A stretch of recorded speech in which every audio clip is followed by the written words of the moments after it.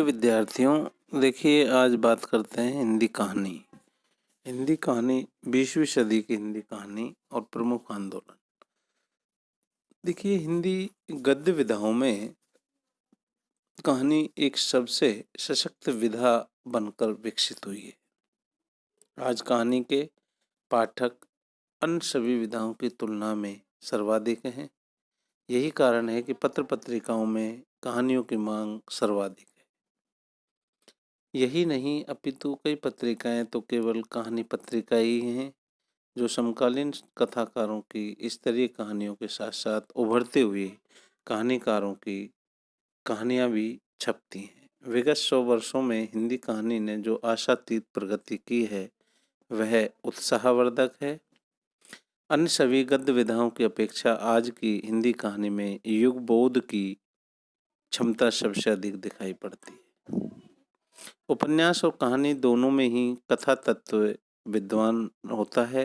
अतः प्रारंभ में लोगों की ये धारणा थी कि उपन्यास और कहानी में केवल आकार का ही भेद है, किंतु अब तक धारणा निर्मूल हो चुकी है।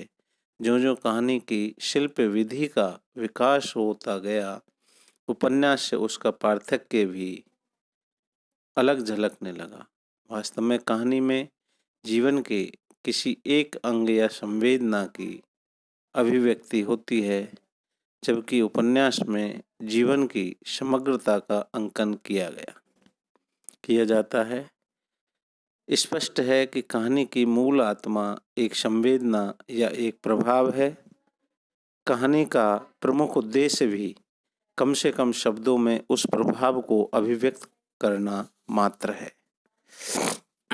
ब्लेड्स हैमिंगटन ने कहानी की परिभाषा देते हुए लिखा कि the aim of a short story is to produce a single effect with the greatest economy of words. Hindi के प्रसिद्ध कवि एवं कथाकार अज्ञे के अनुसार कहानी एक सूक्ष्मदर्शी यंत्र है जिसके नीचे मानवीय अस्तित्व के दृश्य खुलते हैं। हिंदी कहानी की विकास यात्रा का प्रारंभ 1900 ईस्वी के आसपास ही मानना समीचीन है, क्योंकि इससे पूर्व हिंदी में कहानी जैसी किसी विधा का सूत्रपात नहीं हुआ था। हिंदी की प्रथम कहानी कौन सी है, ये एक विवादास्पद प्रश्न है। देखिए, इस संबंध में जिन कहानियों का नाम लिया जाता है वे हैं रानी केत की कहानी मुंशी इंशाअल्लाह खां के द्वारा रचित है, राजा भोज का सपना शिव प्रसाद सितारे हिंद के द्वारा है, इंदुमती किशोरीलाल गोस्वामी के द्वारा है, धुलाई वाली बंग महिला, एक टोकरी भर मिट्टी माधवराव सप्रे और 11 वर्ष का समय आचार्य रामचंद्र शुक्ल। देखिए, इनमें से प्रथम दो में कहानी कला के तत्व विद्वान नहीं हैं, अतः उन्हें हिंदी कहानी की श्रेणी में नहीं रखा जा सकता। आचार्य रामचंद्र शुक्ल ने इंदुमती को ही हिंदी की प्रथम मौलिक कहानी माना है, जिसका प्रकाशन सन 1900 ईस्वी में सरस्वती पत्रिका में हुआ था। किंतु शिवदान सिंह चौहान के अनुसार यह कहानी शेक्सपियर के टेम्पेस्ट का अनुवाद है, अतः मौलिक रचना नहीं कही जा सकती। सरस्वती पत्रिका में ही सन 1903 में रामचंद्र शुक्ल की कहानी 11 वर्ष का समय प्रकाशित हुई तथा सन 1907 में बंग महिला की धुलाई वाली कहानी छपी। इधर नवीन अनुसंधानों के आधार पर यह सिद्ध हुआ कि सन 1901 में एक टोकरी भर मिट्टी कहानी का प्रकाशन छत्तीसगढ़ मित्र नामक पत्रिका में हुआ था, जिसके लेखक माधवराव सप्रे थे। अतः यही हिंदी की सर्वप्रथम मौलिक कहानी कही जा सकती है। हिंदी के कहानी के विकास का अध्ययन करने के लिए हम कथा सम्राट प्रेमचंद को यदि केंद्र बिंदु मान लें तो उसे 4 भागों में विभक्त कर सकते हैं। प्रेमचंद पूर्व हिंदी कहानी, प्रेमचंद युगीन हिंदी कहानी और प्रेमचंदोत्तर हिंदी कहानी और नई कहानी। देखिए, प्रेमचंद पूर्व हिंदी कहानी, इसका समय सन 1900 ईस्वी से 1915 ईस्वी माना है। इस काल में हिंदी कहानी अपना स्वरूप ग्रहण कर रही थी। उसकी शिल्प विधि का विकास हो रहा था और नए नए विषयों पर कहानियाँ लिखी जा रही थी। हिंदी की प्रथम कहानी के अंतर्गत जिन कहानियों का उल्लेख किया जा चुका है, उनके अतिरिक्त इस काल में लिखी गई अन्य प्रसिद्ध कहानियाँ जैसे माधव प्रसाद मिश्र की मन की चंचलता, लाला भगवान दीन की प्लेग के चुड़ैल, वृंदावन लाल वर्मा की राखी बंद भाई और नकली किला, विशंबरनाथ शर्मा कौशिक की रक्षाबंधन, ज्वाला दत्त शर्मा की मिलन, वस्तुतः सरस्वती पत्रिका में प्रकाशित कहानियों ने हिंदी कहानी को एक दिशा प्रदान की और हिंदी कहानी अपने विकास पथ पर अग्रसर हुई। उक्त सभी कहानियाँ इसी पत्रिका में प्रकाशित हुई थी। सन 1909 ईस्वी में काशी में हिंदू नामक पत्रिका का प्रकाशन प्रारंभ हुआ, जिसमें जयशंकर प्रसाद की कहानियाँ प्रकाशित होने लगीं। बाद में इन कहानियों का संग्रह छाया नाम से सन 1912 ईस्वी में प्रकाशित हुआ। राधिका रमन प्रसाद की कहानी कानों में कंगना भी हिंदू में सन 1913 में प्रकाशित हुई। सन 1918 ईस्वी में काशी से हिंदी गल्पमाला नामक पत्रिका का प्रकाशन हुआ, जिसमें प्रसाद जी की कहानियों के अतिरिक्त इलाचंद जोशी एवं गंगा प्रसाद श्रीवास्तव की कहानियाँ भी छपने लगी। प्रेमचंद जी की कुछ कहानियाँ भी सरस्वती में इस काल तक छपने लगी थीं। उपयुक्त कहानियों में बहुत सी कहानियों पर भारतीय एवं विदेशी भाषाओं की छाया है।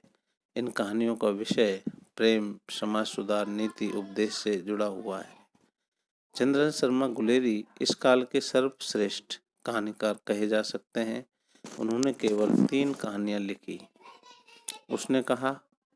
उसने कहा था, सुख में जीवन और बुद्धू का कांटा। इनमें से उसने कहा था का प्रकाशन सन 1915 ईस्वी में सरस्वती में हुआ था। कथ्य एवं शिल्प दोनों ही दृष्टियों से यह अपने युग की सर्वश्रेष्ठ कहानी मानी जा सकती है। कहानी का मूल विषय है आदर्श प्रेम, जो त्याग और बलिदान के लिए प्रेरित करता है। इस दृष्टि से भी ये सशक्त एवं प्रभावपूर्ण कहानी मानी गई है। हिंदी कथा यात्रा के इस प्रथम चरण में कहानी अभी बाल्यावस्था में ही थी। प्रेमचंद के आगमन से पूर्व हिंदी कहानी का कोई सशक्त रूप नहीं उभर पाया था, किंतु अपवाद रूप में गुलेरी जी और प्रसाद जी की कहानियों को लिया जा सकता है। इस विवेचन से स्पष्ट है कि हिंदी कहानी का विकास लगभग 1900 ईस्वी से प्रारंभ हुआ और धीरे धीरे उसका मौलिक स्वरूप एवं स्वतंत्र सत्ता विकसित हुई। उसने कहा था, कहानी को हिंदी कहानी के विकास के प्रथम सोपान की महत्वपूर्ण उपलब्धि कहा जा सकता है। प्रेमचंद युगीन हिंदी कहानी सन 1916 ईस्वी से 1936 ईस्वी। प्रेमचंद हिंदी के युग प्रवर्तक कहानीकार माने जा सकते हैं। पहले वे नवाब राय के नाम से उर्दू में लिखते थे। उर्दू में लिखा हुआ उनका कहानी संग्रह सोजे वतन 1907 ईस्वी में प्रकाशित हुआ था। स्वातंत्र्य भावना से उत्प्रोत होने के कारण इस कहानी संकलन को अंग्रेज सरकार ने जब्त कर लिया था। कालांतर में वे हिंदी में प्रेमचंद नाम से लिखने लगे और उनका यह नाम कथा साहित्य में अमर हो गया। उनकी पहली कहानी हिंदी कहानी पंच परमेश्वर सन 1916 ईस्वी में प्रकाशित हुई और अंतिम उनकी कफन 1936 ईस्वी में प्रकाशित हुई।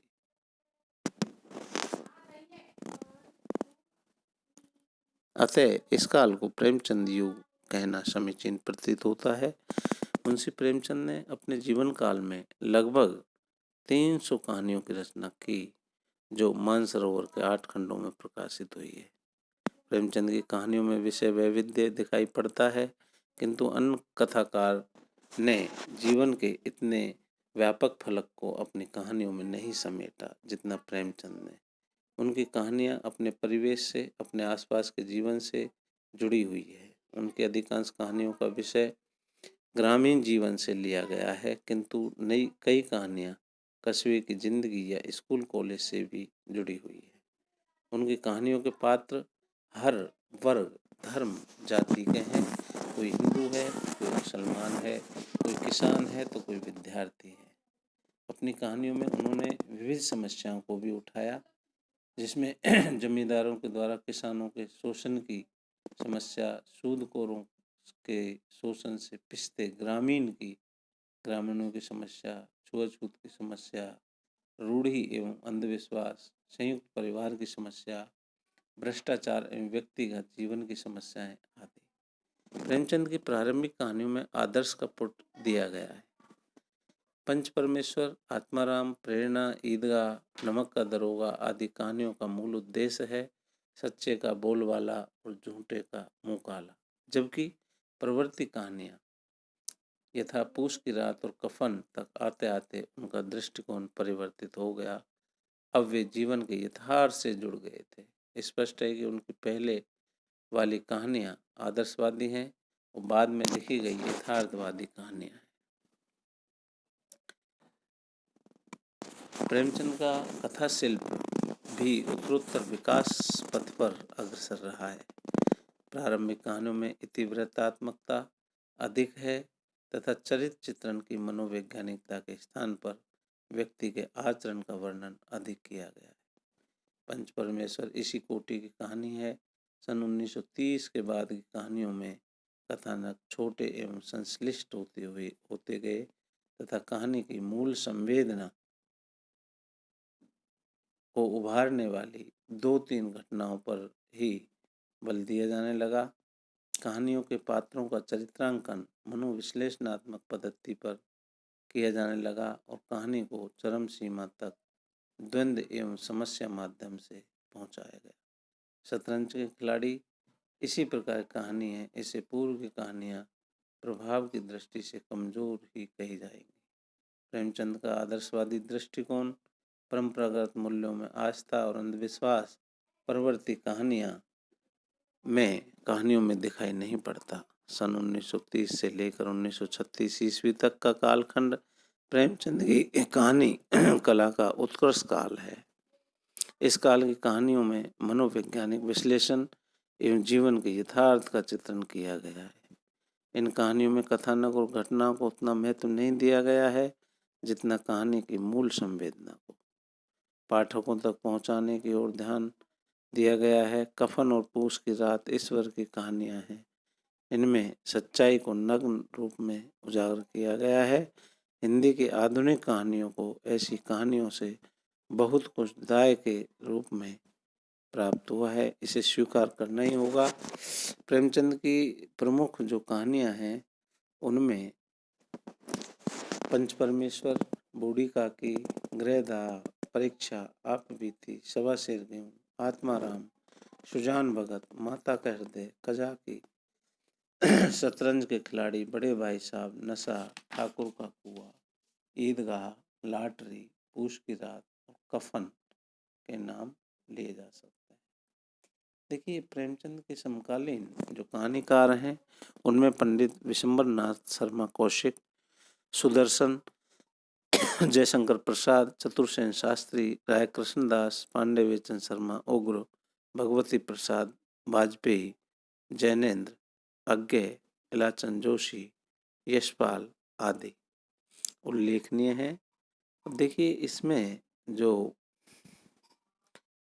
दिया गया है कौशिक जी की प्रथम कहानी रक्षाबंधन सन 1912 में ही प्रकाशित हो चुकी थी, तथापि उनकी कहानी कला में निखार बाद में आया। उन्होंने लगभग 200 कहानियाँ लिखी हैं जो कल्प मंदिर, चित्रशाला, प्रेम प्रतिमा, मणिमाला और कल्लोल संग्रह में संकलित है। उनकी कहानियों का विषय प्राय सामाजिक समस्याओं, दहेज प्रथा, पर्दा प्रथा, बाल विवाह एवं अंधविश्वास आदि से जुड़ा हुआ है।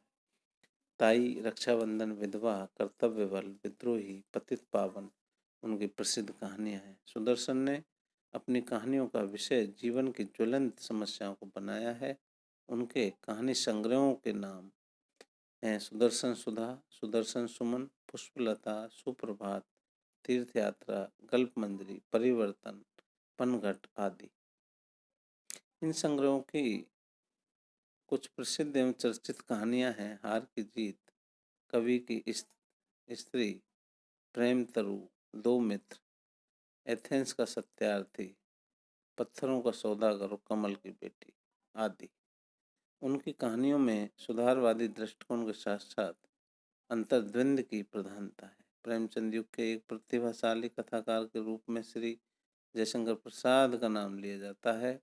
उनके 5 कहानी संग्रह प्रकाशित हुए हैं, जिसमें छाया, प्रतिध्वनि, आकाशदीप, आंधी और इंतजार, कुल मिलाकर 69 कहानियां इन संकलनों में संकलित की गई हैं। उनकी कहानियों में अनुभूति की तीव्रता, काव्यात्मकता, प्रेम चित्रण, प्रकृति निरूपण एवं कल्पना की प्रचुरता विद्यमान है। देखिए अगले चैप्टर में नेक्स्ट जो हैं प्रेमचंदोत्तर हिंदी कहानी जो 1936 से 1950 उसके बारे में चर्चा करेंगे। धन्यवाद।